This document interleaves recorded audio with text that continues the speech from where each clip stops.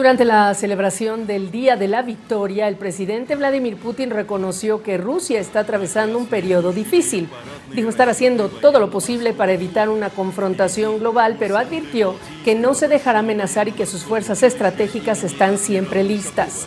9,000 personas participaron del desfile, menos que en 2023, en una procesión que marca la contribución del país a la derrota de la Alemania nazi en la Segunda Guerra Mundial. Escuchemos a Putin. Russia will do everything in order to not let the global confrontation begin, but we will not let anyone threaten us. Our strategic forces are always ready.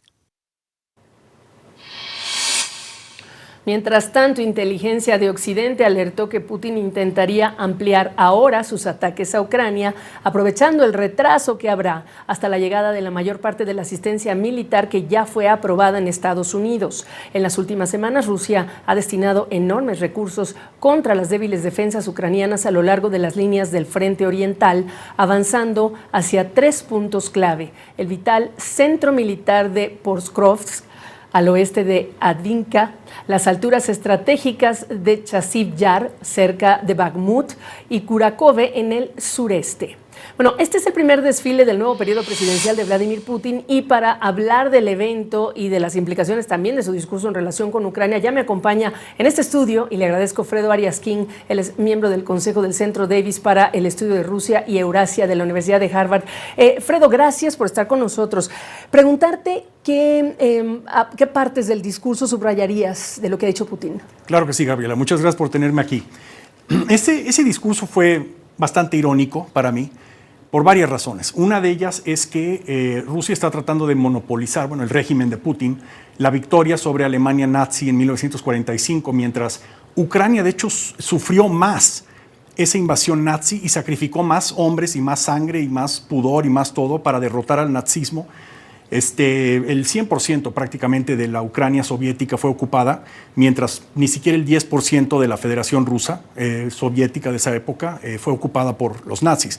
Entonces es una ironía que Rusia está tratando de usar la victoria contra el nazismo ahora en contra de Ucrania. Eso es una ironía de ironías. Otra es que la Unión Soviética fue aliada de Alemania nazi, y Hitler no pudo haber llegado tan lejos con sus blitzkriegs si no fuera por todo el petróleo y el acero que Stalin le mandaba a Hitler, su buen amigo, hasta que Hitler lo traicionó 2 años después de la alianza que se formó para invadir a Polonia conjuntamente, de septiembre 15 del 39, y lo invadió a mediados del 41. Entonces ahí es donde Stalin se choqueó y no estaba preparado, y por eso murieron millones, impresionantes números de soviéticos, porque Stalin no. Entonces, hoy lo que está tratando de hacer Putin es básicamente distorsionar la historia. Y la gente que tiene memoria corta no recuerda estos puntos importantes de la historia. Ahora, Fredo, importante también lo que dijo en relación con Occidente, con no querer crear un conflicto global. De esa parte de su mensaje, ¿qué piensas? Bueno, yo creo que Putin está nervioso, está a la defensiva ahora porque la Unión Europea ha pasado algunas resoluciones importantes. Una de ellas es no reconocer a Putin como el nuevo presidente de Rusia.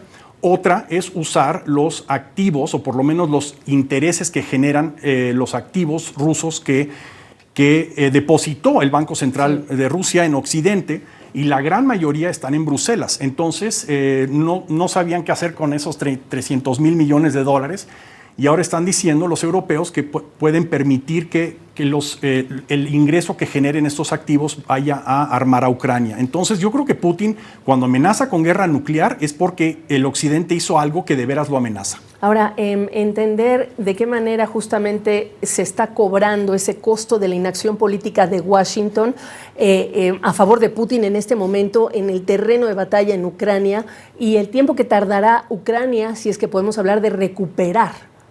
Totalmente. Haga o no Estados Unidos, una de las pocas cosas buenas que surgieron de esta demora tan dolorosa fue que los mismos europeos se organizaron, y ni siquiera las grandes potencias europeas como Alemania o Francia, más bien las pequeñas. Chequia, por ejemplo, la iniciativa del gran presidente checo, que es nuevo en su puesto, ex general de la OTAN, por cierto, se llama Petr Pavel, y él buscó por todo el mundo municiones, proyectiles de artillería y consiguió una buena cantidad y los primeros 180,000 van a llegar en junio a Ucrania. Entonces, esa iniciativa checa ha hecho más por Ucrania que todo Estados Unidos en los últimos meses. Pero el tiempo apremia. ¿En dónde están las cosas, dirías tú, en términos del avance ruso en Ucrania? O sea, Putin habla de Chasiv Yar como si fuera Berlín en el 45. Hay que poner la bandera soviética sobre el Reichstag, ¿no? No ha capturado más que pueblos y terrenos agrícolas, etcétera. Ninguna ciudad mayor ucraniana ha caído con la invasión rusa. Entonces, para Putin todo es simbólico. Él no puede parar. Si él para, cae su régimen y él lo sabe. Entonces, él necesita victorias por más vacías, vacuas que sean. ¿En dónde estamos parados entonces en esta etapa de la guerra, Fredo? Breve. Pues tristemente Ucrania pudo haber retomado, yo creo que todo su territorio si Estados Unidos se hubiera organizado mejor. Es un mito de que fueron los republicanos en el Congreso. La cosa es mucho más compleja porque Biden tuvo mayorías absolutas en ambas cámaras y la presidencia en febrero del 22 cuando invadió Rusia a Ucrania y todo ha sido por goteo. Y los republicanos, tanto de la Cámara Baja como del Senado, los liderazgos de aquella época que siguen ahí estaban 100% a favor de apoyar a Ucrania y estaban frustrados de que Biden no lo hacía. Entonces, ahora que aprobaron ese nuevo paquete, dudo mucho que el Pentágono suelte ese dinero como debería de ser a Ucrania, tristemente. Bueno, pues en esta ocasión, marcando este día de la victoria del presidente ruso, el desfile, te agradezco esta visita, Fredo. Al contrario, Gabriela, qué gusto estar aquí. Igualmente, tenerte.